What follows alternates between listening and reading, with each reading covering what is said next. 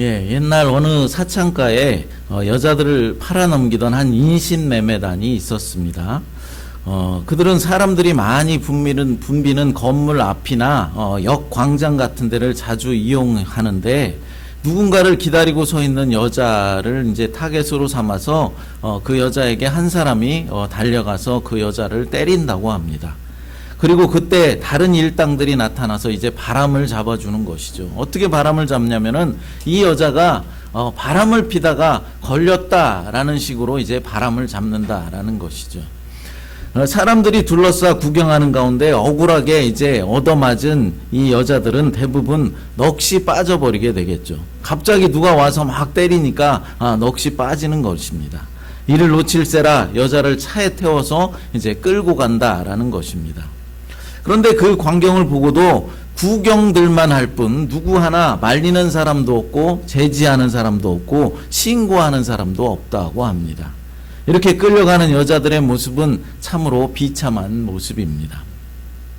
그러나 여러분, 인류 역사상 가장 처참하고 비참한 광경이 있었습니다. 그게 무엇입니까? 바로 십자가에 달리신 예수님의 모습입니다. 입에 담을 수도 없는 수치스러운 욕을 들으면서 또 채찍을 매를 수없이 맞아서 피를 철철 흘려도 손과 발에 대못이 박혀도 누구 하나 말리는 사람이 없었고 제지하는 사람도 없었습니다. 그냥 구경만 하고 있었을 뿐입니다. 십자가 위에 예수는 모든 것을 다 빼앗겨 버린 사람이죠. 자신을 조롱하는 사람들 앞에서 발가벗기어서 채찍에 맞고 십자가에 달려 있는 것입니다. 호산나를 외치며 예루살렘 입성을 그렇게 환영하던 군중들의 함성이 채 사라지기도 전에 예수는 그렇게 초라하게 십자가에 달려 죽어가고 있습니다. 죽은 나사로를 살려내고 또 소경 바디메오를 고쳐주셨던 그 예수가 이제는 십자가 위에 달려서 물과 피를 다 쏟아내고 있습니다.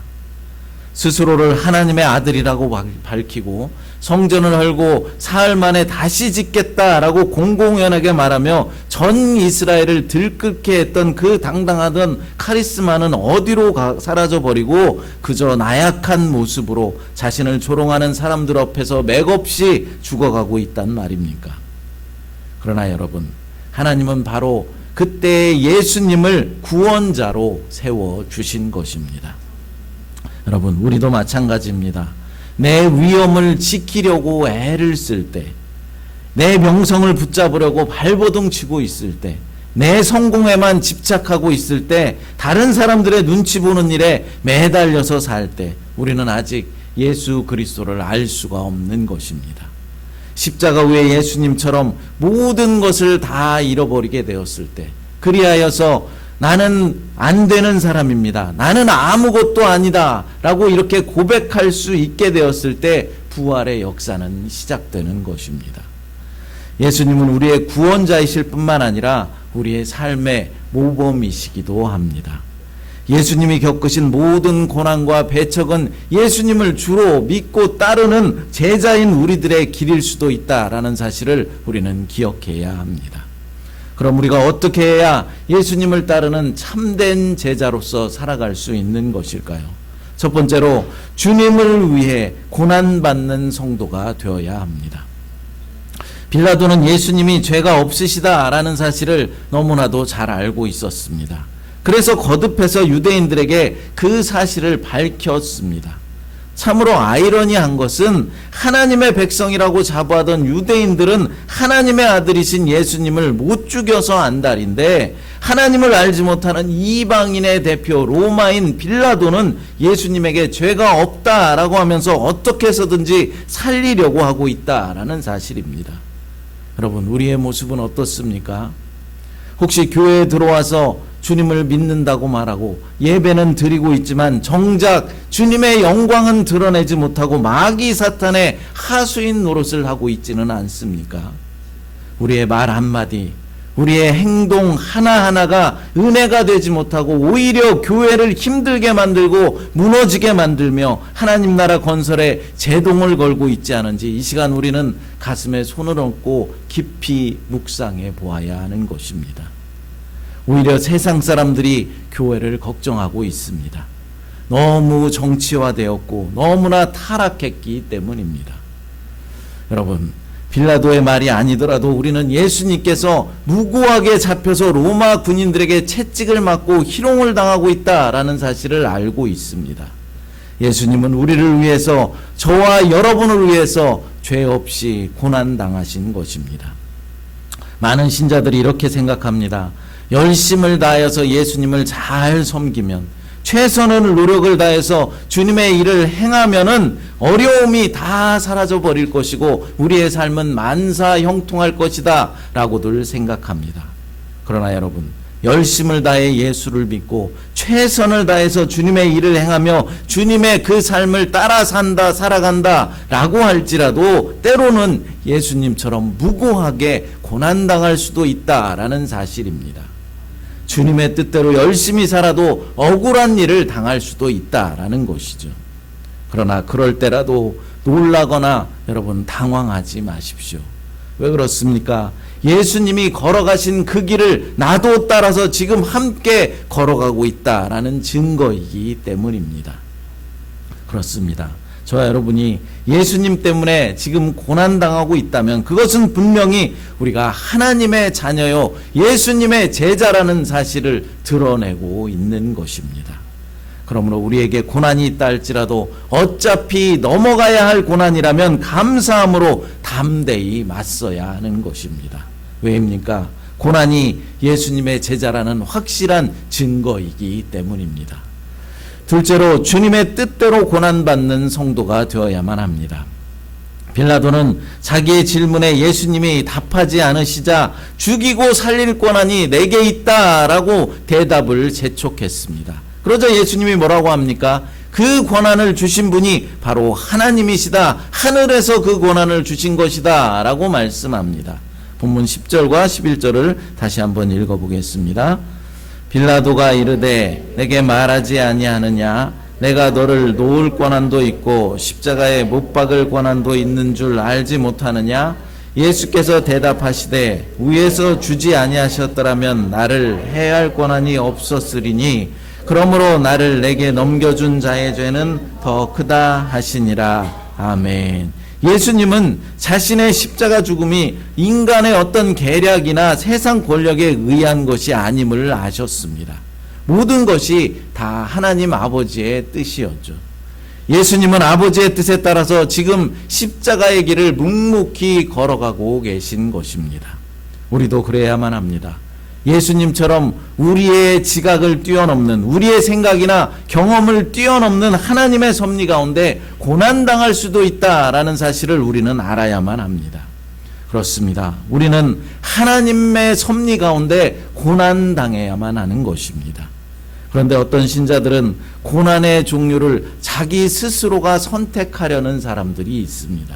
무슨 말입니까? 예를 들어서 어떤 한 목사님이 여기 계십니다. 그런데 이 목사에게 아프리카로 가서 복음을 전하라 라는 선교사의 사명이 주어졌습니다. 그래서 처음에는 그 말씀을 따라서 아프리카 지역에 가서 원주민들을 선교하기 시작합니다. 그런데 여러분, 선교라는 것이 어디 쉬운 일입니까? 특별히 아프리카와 같은 그런 오지 마을에 가서 선교한다는 것은 너무나도 힘들고 고통스러운 일입니다. 말도 잘 통하지 않지, 환경적으로 너무나 힘들지, 열악하지, 자녀들도 또 너무 힘들어하지, 여러 가지 어려움에 부딪히게 된다라는 것이죠. 아프리카 선교 가운데 고난을 겪게 된 것입니다. 그렇게 한 1년이라는 시간이 흘렀습니다. 그런데 아무런 성과도 얻지 못하고 고통만 자꾸 커져갈 뿐입니다. 그러자 이 선교사는 선교사의 고난을 감당하지 못하고 또 다른 고난을 선택하기에 이릅니다. 그것은 고국에 돌아와서 이제 개척교회를 시작한 것입니다. 하지만 여러분, 개척교회는 어디 만만합니까? 그렇게 쉽게 되는 것입니까? 경제적으로 너무나 어려운 삶을 살게 되었습니다. 그래도 아프리카 선교사로 가 있을 때는 여기저기서 후원해 주시는 분들이 많이 있어서 환경은 열악하고 힘은 들었지만 경제적으로는 그렇게 어려움을 당하지 않았습니다.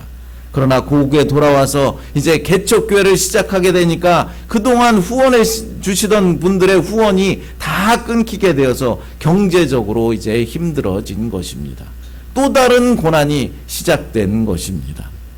그런데 여러분, 이 목사님을 향한 하나님의 원래 뜻은 무엇이었습니까? 선교의 사명을 감당하는 것이었습니다. 아프리카 원주민들에게 복음을 전하는 것이었습니다. 그런데 그 고난이 싫다고 고국에 돌아와서 개척교회의 또 다른 고난을 선택한 것입니다. 하지만 하나님이 원하시는 고난은 선교사로서의 고난이었습니다. 선교사로서의 고난이나 개척교회에서 겪는 고난이 동일한 것 같지만은 그 고난은 동일한 고난이 아닙니다. 전자의 고난은 하나님이 원하시는 고난이고 후자의 고난은 하나님이 원하시지 않는 스스로가 선택한 고난입니다. 그렇다면 우리가 하나님의 뜻을 알기 위해서 우리들은 어떻게 해야 하는 것일까요? 무엇이 하나님의 뜻인지 우리는 어떻게 판단할 수 있겠습니까? 그것은 언제나 같은 답을 드릴 수밖에 없습니다. 말씀 속에서, 성경의 말씀 속에서 그 해답을 찾아야 하는 것이고 기도 가운데 하나님의 음성을 들어야 하는 것입니다. 그러니까 우리가 하나님의 말씀인 성경을 멀리에서 읽지 않고 배우는 일에도 게을리하고 말씀을 들을 때도 집중해서 듣지 않는다면은 하나님의 뜻을 우리가 알 수 없는 것이죠. 하나님의 뜻을 알지 못하면 나를 향한 하나님의 뜻을 알 수 없으니까 자신의 생각대로 자기 마음대로 인생을 살아가다가 무의미한 고난을 당하게 된다라는 것입니다. 기도하지 않는 것도 마찬가지입니다. 그러므로 우리들은 하나님의 뜻을 올바로 깨닫기 위해서 날마다 주의 말씀을 읽어야 하고 들어야 하고 기도하는 일을 게을리하지 말아야 합니다. 사랑하는 여러분, 이유도 목적도 알 수 없는 고난과 어려움이 닥칠 때라도 여러분 낙심하지 마십시오. 그 고난은 하나님의 특별한 섭리가 역사하고 있다라는 증거이기 때문입니다. 그리고 그것을 감당할 만한 힘도 하나님은 반드시 우리에게 허락해 주십니다. 단 하나님이 원하시는 고난이라면 말입니다. 본문 속에서 예수님은 빌라도에게 하나님이 권한을 너에게 주셨기 때문에 네가 나를 죽일 수도 있고 살릴 수도 있는 것이다 라고 말씀하십니다. 그렇습니다. 하나님이 허락하시지 않으면 권세든 고난이든 다 부질없는 것입니다. 하나님이 허락하실 때 권세는 부릴 수 있는 것이고 고난도 의미가 있게 되는 것이죠. 하나님이 허락하시지 않는 권세는 폭력이 되는 것이고 하나님이 허락하시지 않는 고난은 무의미해지고 마는 것입니다. 세 번째로 주님처럼 배척당하는 성도들이 되어야 합니다. 빌라도는 예수님을 풀어주려고 애를 썼습니다. 그러나 유대인들은 빌라도에게 로마 황제까지 거론하면서 예수님을 십자가에 못 박아 죽이라고 요구하고 있습니다. 더 나아가서 대제사장들은 뭐라고 말하고 있습니까? 자신들에게 로마 황제 외에는 왕이 없다라고 말하고 있습니다. 요한복음 19장 15절 말씀 읽어보겠습니다. 그들이 소리 지르되 없이 하소서 없이 하소서 그를 십자가에 못 박게 하소서. 빌라도가 이르되 내가 너희 왕을 십자가에 못 박으랴? 대제사장들이 대답하되 가이사 외에는 우리에게 왕이 없나이다 하니. 아멘. 자신들에게 로마 황제 가이사 외에는 왕이 없다라고 대답하고 있습니다. 빌라도는 예수님을 놓아주려고 애를 쓰기도 했지만 결국 자신의 자리를 유지하기 위해서 그런 현실 앞에서 예수님을 유대인들에게 넘겨주고 말게 됩니다. 하나님을 왕으로 섬기는 백성이라고 자부하던 유대인들도 자신들이 원하는 목적 앞에서 가이사가 자신들의 왕이라고 하는 그런 배교의 말을 내뱉었습니다. 여러분, 빌라도도 그렇고 대제사장들도 또 이스라엘 백성들도 이들은 모두가 진리가 아닌 현실을 선택했던 것입니다. 여러분, 우리는 그럼 어떻습니까? 현실 앞에서 진리를 외면하고 있지는 않으십니까? 그러나 여러분, 현실이 진리를 위협하는 그런 상황에 맞닥뜨릴 때 그때 우리는 진리이신 예수님을 인정하는 길을 선택해야 하는 것입니다. 우리가 현실의 이익보다 진리를 더 기뻐할 때 예수님을 드러내는 능력이 발휘되게 됩니다. 비록 지금은 눈앞의 현실이 진리를 가린 것 같을지라도 우리는 결국 승리하게 될 진리편에 서야 하는 것입니다. 본문 12절을 읽어보겠습니다. 이러함으로 빌라도가 예수를 놓으려고 힘썼으나 유대인들이 소리질러 이르되 이 사람을 놓으면 가이사의 충신이 아니니이다. 무릇 자기를 왕이라 하는 자는 가이사를 반역하는 것이니이다. 아멘. 여기서 나오는 가이사는 로마의 황제를 말하는 것이죠. 로마의 황제였습니다. 그러니까 빌라도가 예수를 풀어주려고 하자 이스라엘 백성들이 만약 예수를 놓아주면 빌라도 당신은 황제의 충신이 아니다라고 협박하고 있는 것입니다. 또한 자기를 왕이라고 하는 자는 누구입니까? 예수님을 말하는 것이죠. 그러니까 스스로 왕이라고 하는 사람은 로마 황제 가이사를 반역하는 것이니 예수를 죽여야 한다라고 말하고 있는 것입니다. 예수님은 자기 백성, 그러니까 이스라엘 백성들을 구원하려고 오셨는데 백성들은 지금 예수님을 죽이라고 말하고 있는 것이죠. 구원자이신 예수님을 배척하고 거부하고 있는 것입니다. 저와 여러분들도 이런 일을 당할 수가 있습니다. 예수님처럼 가까운 사람이나 가족으로부터 배척과 거부를 당할 수 있다라는 것이죠. 그들을 위해서 복음을 전하며 섬기는 삶을 살려고 노력하지만 도리어 배척당할 수 있는 것입니다. 그러나 그럴 때라도 우리는 그들을 미워하지 말아야 합니다. 왜입니까? 예수님도 그 길을 걸어가셨기 때문입니다. 그런 배척을 당할 때 오히려 예수님처럼 말할 준비를 하십시오. 주여 저들의 죄를 용서하여 주옵소서. 저들은 자기가 무슨 일을 하는지 알지 못합니다. 온 가족이 예수를 섬기는 가정이라면 정말로 축복된 가정일 것입니다. 그러나 이 시대의 많은 가정들이 함께 그리스도를 섬기지 못하는 것이 사실입니다. 그래서 종교 문제로 가족 간에 싸움도 벌어지고 또 다툼이 벌어지는 것이 사실이죠. 안 믿는 부모나 자녀, 형제를 전도하기 위해서 많은 부분을 양보하고 또 참으며 최선을 다해서 복음을 전해보지만 빈번히 실패할 때가 많습니다. 오히려 복음을 전함으로 싸움이 더 커져가게 되고 서로에 대한 담이 더 높이 쌓일 때가 많습니다. 가장 가까운 가족으로부터 거부당하면 마음의 상처는 더 깊은 것이죠. 믿지 않는 가족에게서 오는 고난과 배척은 참으로 견디기 힘든 일입니다. 그러나 여러분, 우리가 당하는 고난은 고난이 아니라 영광으로 끝난다라는 사실을 믿으시기 바랍니다. 왜입니까? 우리가 따르는 예수님이 먼저 얻으신 영광이 우리의 눈앞에 있기 때문입니다. 마태복음 5장 10절부터 12절을 같이 읽어보겠습니다. 의를 위하여 박해를 받는 자는 복이 있나니 천국이 그들의 것임이라.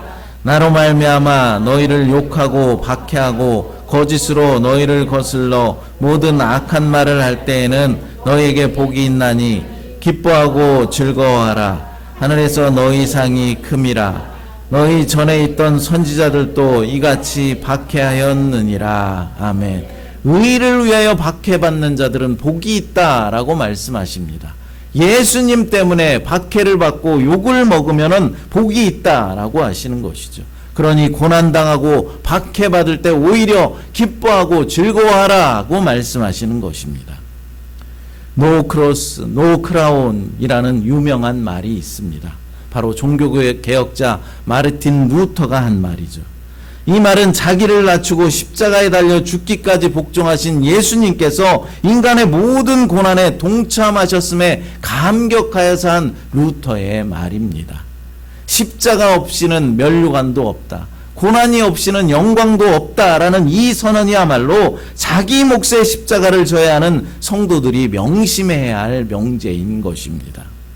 여러분, 러시아 정교회에서 사용하는 십자가에는 고통을 상징하는 발받침대와 고난에서의 승리를 상징하는 유대인의 왕 나사렛 예수라는 명패가 함께 붙어 있다고 합니다.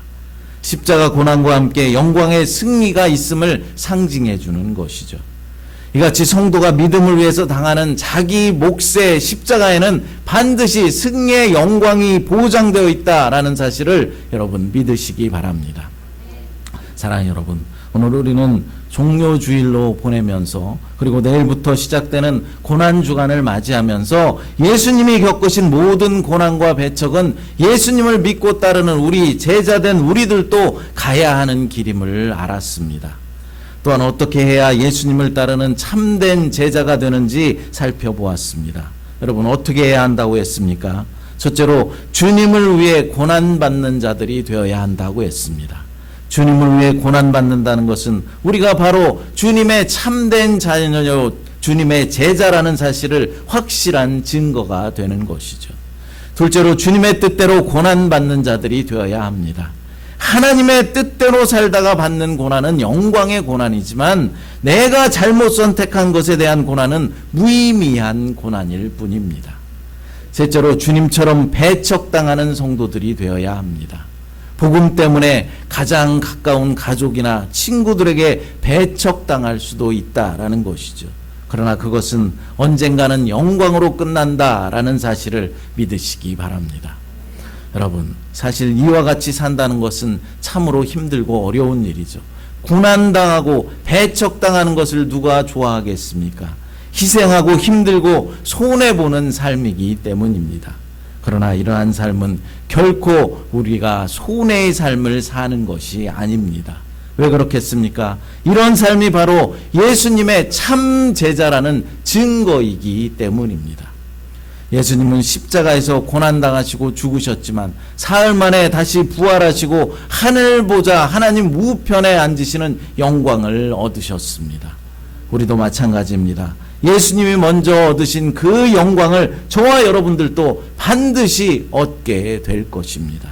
사랑하는 여러분, 주님의 고난에 기꺼이 동참하셔서 승리의 면류관을 쓰게 되시기를 간절히 축복합니다. 이 시간 아까 불렀던 찬양 그 사랑이라는 찬양 부르시고 함께 기도하도록 하겠습니다. 하나님 감사합니다.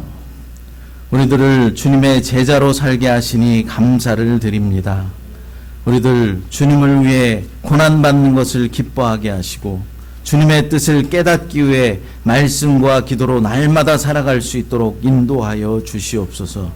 또한 고난이 유익이라는 말씀을 깨달아서 고난 중에도 주님을 믿고 신뢰하며 따라갈 수 있도록 하나님 인도하여 주시옵소서. 거룩하신 예수님의 이름으로 기도드리옵나이다. 아멘.